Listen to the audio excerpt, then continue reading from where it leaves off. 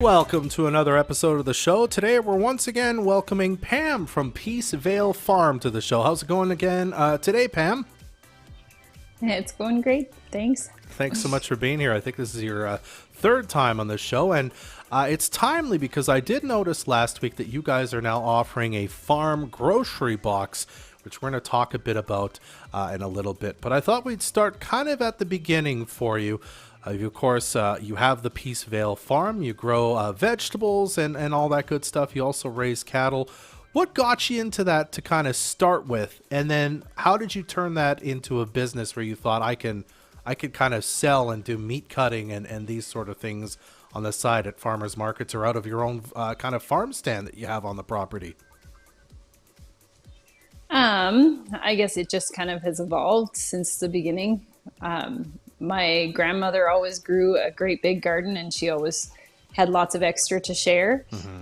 And when we started farming out here, we just decided that that would be a good avenue to go share all the good stuff that we were growing with other people. Mm-hmm. And so we just grew more. And over time, we've worked on our cattle herd to get a product that's extra tasty and nice and tender, and that we have calm handling practices for our animals so that they have a nice, good, happy life. Absolutely. Yeah, and so now we're where we are now, is offering all those things to other people. Absolutely. The meat cutting, sort of a unique kind of additional thing you kind of offer for people, that you cut your own meats and you offer a custom cutting as well. Where did that come from? What made you decide that you wanted to do that for yourself and for people as well? Well, I'm the cook for my household, and often we would get meat done, but I wouldn't be able to get the cuts that I wanted or have it presented the way that I thought it should be. So this way I can control our product start to finish. So we get our animals, they come right into the butcher shop, and I get to detail them just the way I like. And we have guys working with us that have the same attention to quality and detail when it comes to cutting. So we all work together as a team to get great tasting and great looking food onto people's plates. Mm-hmm. Now, this is all kind of already established, as we said. We've had you on a couple times, so you can go visit the Peace Vale Farm, check out the fresh veggies and the meat, and of course, it's for sale in a couple spots around town. We'll talk about that in a second. But then you introduce this grocery box, this farm grocery box idea.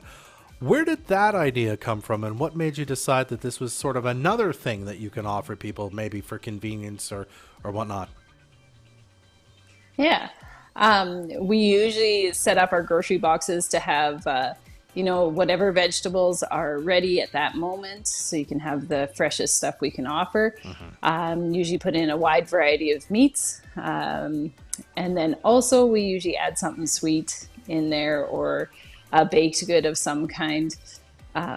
So yeah, we just wash it down with some veggies, and everybody feels better about themselves with eating the sweet things and pairing it with the veggies together.